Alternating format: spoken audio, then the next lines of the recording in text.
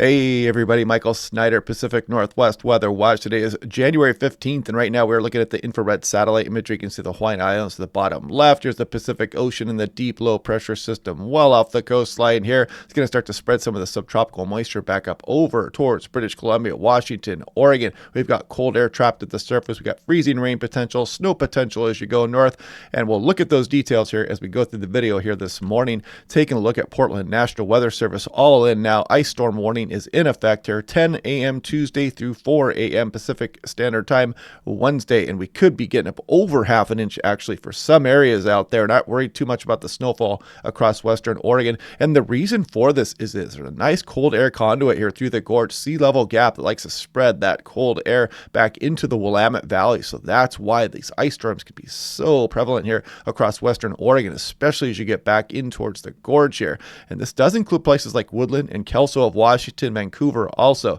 And we'll take a look up towards the Puget Sound here in a moment. Spokane looks like a big snowstorm incoming and potential big snowfall across some of southwest BC and even some of northwest Washington we're going to look at here in a moment. But looking at the freezing rain totals, I mean, look at Hillsborough. Could get up towards 3/4 of an inch. That's big problems here, folks. That can start to down power lines and trees, and you can see it towards Corbett out there in the gorge and some bigger totals back there, and even towards the Cascade Locks, and you can see this coming all the way down towards Corvallis and maybe even a light glaze down towards Eugene as well. And again, starting late Tuesday morning through early Wednesday morning. Taking a look at the blustery conditions, also some gusty east winds that are going to be going on through Tuesday also. The gorge 60, 75 miles per hour back in there towards I-84, and some gusts in the Portland metro, mainly east, 30 to 50 miles per hour. Now you look at the National Weather Service in Seattle, and they're kind of biding their time here. They might eventually get a winter weather advisory up. I'm not sure exactly what, but they could probably have it out right now because there's probably going to be some freezing rain for some areas here. And again, further north you go, the better chance some of this is going to be snowfall. And this is what the National Weather Service Seattle put out: ice and snow. Take it slow. I mean, there are not any specifics here, but they did put this out yesterday. So heads up for that, especially if you're back up in the mountains and whatnot and you get big amounts of snow on your car. Don't let that fly off onto the roadway and onto other people's cars when you're driving.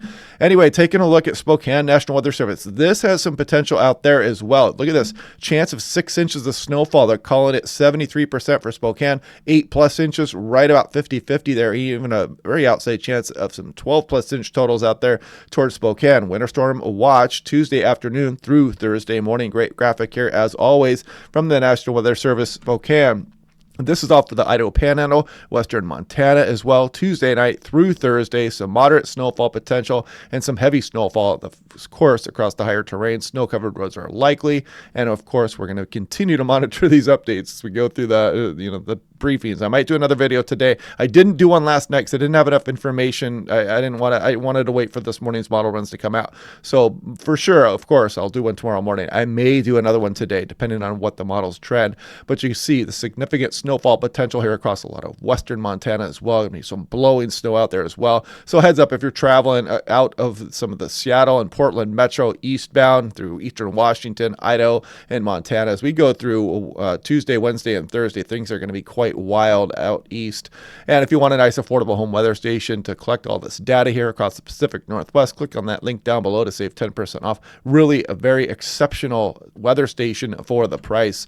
Now looking at the GFS, so if this is 500 millibars, we got the Hawaiian Islands to the bottom left. Here's the Pacific Northwest. And if I put this into motion, you'll see this next batch of energy coming our way here. And that's what's going to be bringing our wintry weather here over the next few days. And then we take a look off into the extended a little bit here, and you can see the gears get churning here across some of the Gulf of Alaska and start to spread some precipitation and some storms back at us. Kind of an active storm pattern looking to unfold here as we go towards the latter half of January here. So anyway, that's what we'll be watching off the extended forecast. But we have so much to look at in the short term. I just wanted to kind of throw that at you guys, and then we'll get back into the winter weather here in a moment. But this is one more look at that extended forecast. There goes our wintry weather. We're going to look at that more detail here in a moment. And then again, you can see maybe some very wet, juicy systems moving into the Pacific Northwest as we extend on in towards next week as well. You can see continued rounds of storm systems moving up in here. Those should be low elevation rainfall, some mountain snows here, but there is some flooding concerns with some of this activity as well. We'll worry about that here as we go through the next few days. Taking a look at the European, as of this morning, it's hot off the presses. I waited again so we could see the 12Z run. Put this into motion here, and you can see why that ice storm warning is now up for much of the northern Willamette Valley here, Portland into southwest Washington a little bit here as well. And then you see some of this freezing rain moving up in towards some of the southern Puget Sound, maybe including Seattle, but you can see it's going to be very marginal with some of the temperatures here, but all it takes is a light glaze. So I kind of wish the National Weather Service would put out a winter weather advisory sooner rather than later. Then you can kind of see that snow line here across some of Whatcom County, including Bellingham. Some of southwest BC could really be under the gun as well as you move on to Wednesday morning. Look at this, some moderate snow flying there, and that's when the freezing rain should be wrapping up here. I don't know if it's even going to last this long. A lot of these scenarios just kind of, we go through a brief freezing rain period here across some of the Puget Sound lowlands, and then it changes to rain. Then you can see that turnover happening here, but look at across Bellingham, maybe a brief period of some freezing rain there, and then again, especially across some of the higher terrain of Vancouver Island and across some of southwest BC, pretty substantial snowfall potential incoming here. We'll look at some of these totals here in a minute, but you can see by the time we get in towards Thursday, we're going to get a little bit of cooler air coming on the backside of the system here, but still showing rainfall for Seattle. And then that transition, you can kind of see it. Let's back up.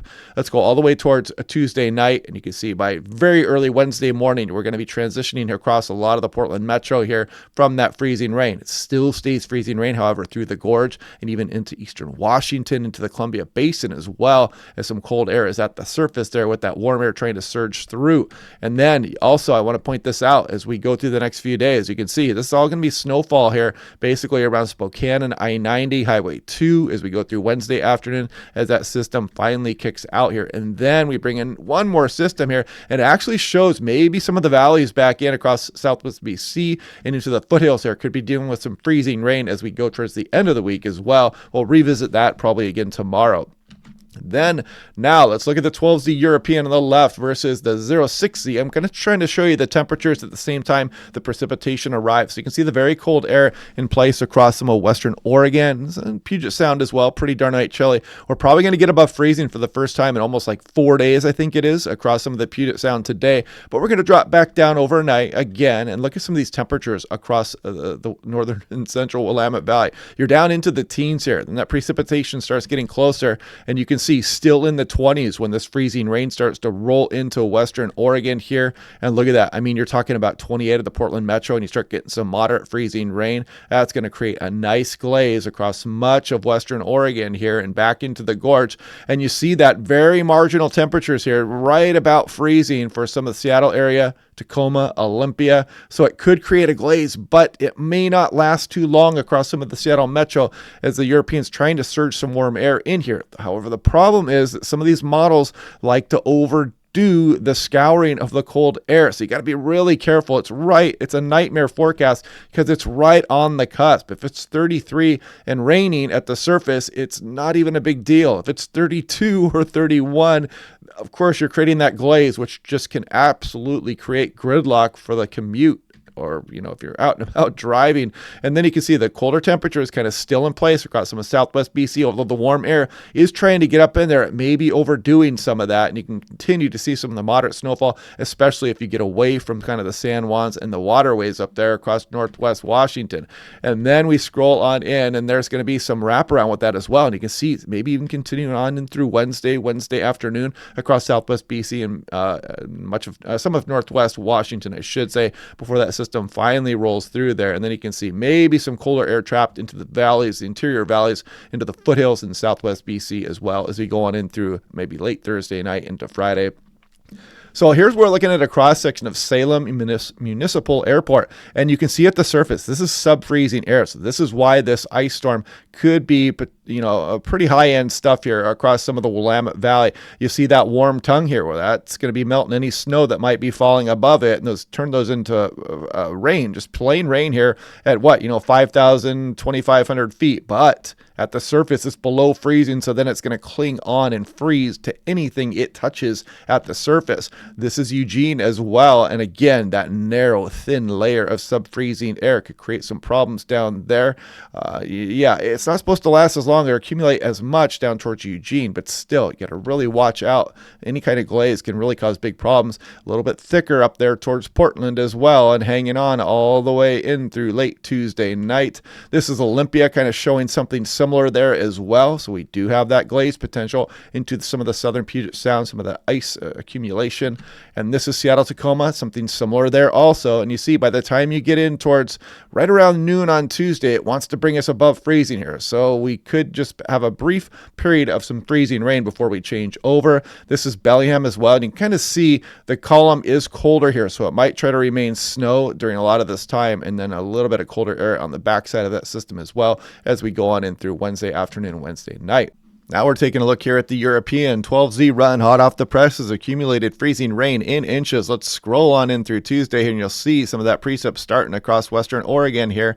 And the European not showing over half an inch here for some of the Willamette Valley here, but the National Weather Service is calling for accumulations potentially half an inch, even more for some isolated areas. And you can see it moving up towards Olympia, Tacoma, a little bit of a glaze here for Seattle. But again, these temperatures are going to be quite marginal here for Seattle, so it might just be a brief period of some freezing rain, which can still be impactful here. You throw a glaze of ice on stuff and you get people falling down on sidewalks or slipping around on the streets there. It can be quite impactful, even if it's only for an hour or two. And you can see some freezing rain potential up towards Arlington and Marysville and Everett here as we go on in through Wednesday morning. And you notice we scroll out a little bit more. We've got some icing potential through the gorge here into eastern Washington as well. Should stay snow, I-90, Highway 2 through this event incoming here also. But we do have the potential here as well as the next system rolls in. You can see some of this ice accretion occurring in some of the interior valleys and maybe through the passes here as well as we go on in towards the later portion of this week. We'll revisit that here over the next day or two.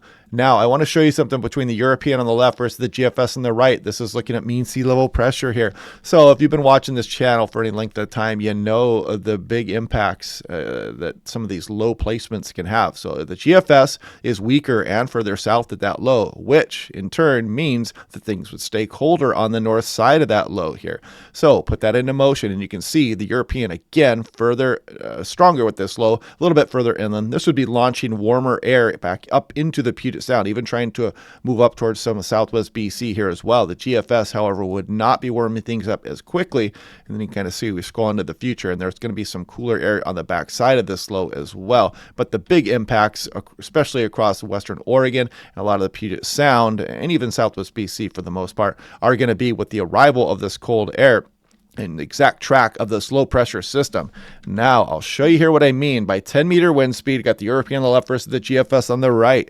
So we're going to put this into motion. You can see that cold air being pulled through the gorge there, keeping that very cold air at the surface across western Oregon. You see those northerlies continue down some of western Oregon as we go through Wednesday morning, keeping that cold air in place. GFS basically showing the same thing here. But now as we scroll on in towards, we go on in towards Tuesday afternoon, you're going to see some southerlies starting to move up the Puget Sound here, and you start to see a little bit of southeasterly component here, and the colder air would be trying to be scoured out here on the European. However, look at the GFS. It shows northerly still down the Puget Sound, and that's because of the placement of that low, and that would definitely keep cooler air in place and would bring snow further down into some of northwest Washington, perhaps even down towards Everett. But right now I'm leaning towards what the European has been saying. It's just been performing better. And as we go on in through Tuesday night, you can see still some of that cold air trying to leak out through the gorge. So some places east of Portland could still be getting some ice accretion here as we go through Tuesday night into Wednesday morning. And then you can see the southerlies coming across the Puget Sound, but the GFS showing some easterly winds here across the Puget Sound, keeping things cooler with that weaker low pressure center there. And then you can see some of the northwest winds come down for the European model, while the GFS still shows some Fraser River outflow going on all the way through Wednesday here. So we still have some model disagreement, but I am leaning towards the European. It's just been performing better for the most part. Now, looking at total snow on the European, what would that bring? The GFS is here on the right.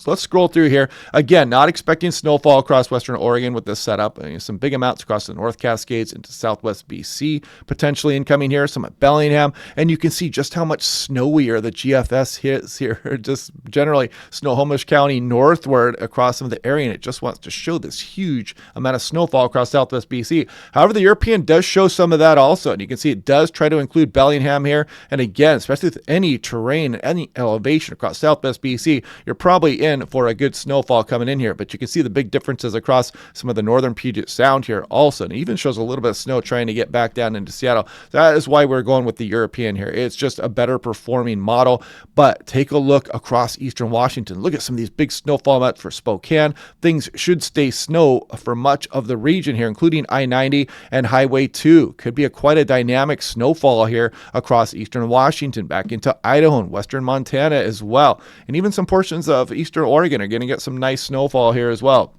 Now, take a look at snow depth on the European model. So this is a good indicator of what's coming up here. You can see there's still some snow on the ground here across some of the coastal areas, the coastal higher terrain, the coastal mountain range out here in Oregon here, and some of the Portland Metro here, the West Hills. And you can see that kind of being eaten away, of course, as we warm up here, as we go on in through the day Wednesday, and that snow gets eaten away. Pretty significant snowfall also that I talked about yesterday here across some of southwest Washington.